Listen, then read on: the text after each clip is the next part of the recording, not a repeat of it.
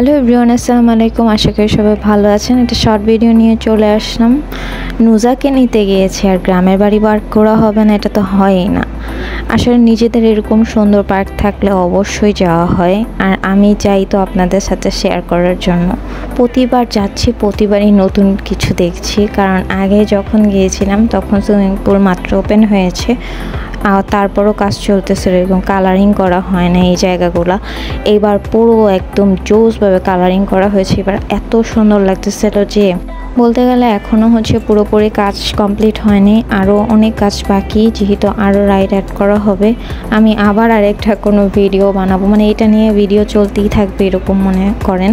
আসলে পার্ক যেহেতু নিজেদের, তাহলে তো ভিডিও করা হবে। আর এই রাইডের জন্যই বিশেষ করে যে আর ফ্যামিলি মেম্বাররা সবাই একসাথে ওঠার মজাটাই আলাদা।